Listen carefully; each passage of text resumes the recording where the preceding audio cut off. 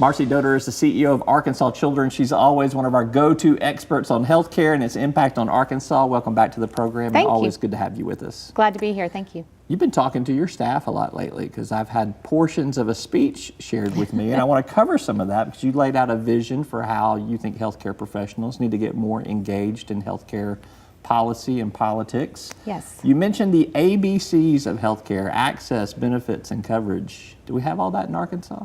Actually, in Arkansas, we do today, but I think the healthcare conversation across our country is one that has an ebb and flow to it, and it always worries someone like myself who finds that advocating for children is one of the most profound things we can do in our lives. So we have great access in Arkansas, but we still have 5% of our children who don't have insurance. And because of that, and because of the rural nature of our state, we have somewhere close to 40% of our children who have uneasy access to medical care and dental care, meaning there's not great spread of physicians or providers across our state that makes it easy for them to get to a provider on any given day. We do have benefits today. We cover those things like immunizations and well child care. We cover care for kids when they get sick or injured. But again, that can be in jeopardy depending on what happens at the federal level. And we have coverage. And we have coverage through private insurance, through Medicaid, through our kids. Again, 95% of the kids in Arkansas are covered with insurance today. But some of that funding is questionable right now. We have a lack of federal funding on some programs that would benefit children as well as rural communities. We also have the entire healthcare debate that is still a work in progress here. Do you like the direction you see things going with, say, the Alexander Murray bill, which got a pretty favorable CBO score this week? It's helpful. It's helpful to us. I think one of the things we need to understand as we sit as constituents back in our hometowns, the healthcare debate is one of the most complex things that our elected officials in Washington, D.C. can tackle.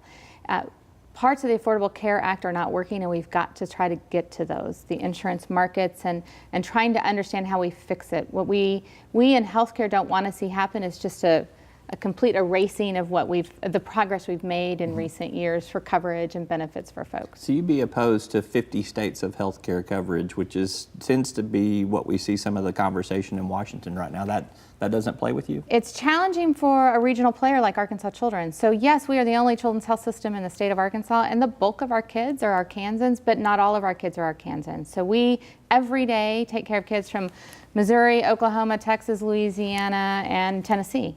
And they come across the borders, and if all of those children were covered with a variety of health plans that were uniquely designed by their individual states, it will make it really challenging for a provider like Arkansas Children's to understand how do you bill and collect with that many different health insurance plans. Interesting. Last week we had DHS Director Cindy Gillespie on this program. I watched She it. talked about a initiative to study Arkansas's current insurance situation. It's a multi-agency approach. Do you think that is overdue, or do you think you know enough and have enough data right now that you know where the fixes need to be already? Oh, I could never pretend to know all the answers, Robbie, at all. No, I think the study is actually a really good one for our state. It's been a while. It's time for us to take stock again of how we administer Medicaid, how our kids work, what's really going to happen with the PASSes, the new way of care coordination and payment for our vulnerable patients on Medicaid who are behavioral health or developmentally disabled patients. So having a dedicated moment in time where we can stop and take stock and understand who's covered, what's covered, why are they covered. A baseline. Is a really good thing for our state to do. Lastly, in this speech that I alluded to that you gave to your staff, you talked about a personal story about your daughter, Katie, who was medically complex when she was born, did not give her much of a chance to live a long life. She's a sophomore at Washington University now, and you noted that she was a recipient of Medicaid for her medical complexity. Tell me why you wanted to share that story. So Medicaid has a stigma in our country and our state, and most people think of Medicaid, that government-funded healthcare insurance product for poor people. And what people don't really understand is, yes, that is part of what Medicaid is, but it serves children in a much broader way than that. Children who are born with significant medical complexities, things that will require them to be really heavy users of the healthcare system, most often their private insurance company or their private insurance policy will not begin to touch what's needed to take care of them. My daughter Katie, 19 years old, was born with a really rare syndrome. There's fewer than 2,000 kids in the world with what she has. She required 24-hour nursing care. She is mechanically dependent on a mechanical ventilator. She has a cardiac pacemaker. I could go on and on. She was a heavy user of healthcare, particularly early on, topped the $1 million mark in her first year of life. And though we are educated, insured, and employed, what we needed to take care of her so that she could be a 19-year-old at WashU would never have happened without support from Medicaid in Texas, and then again in Arkansas when we moved here.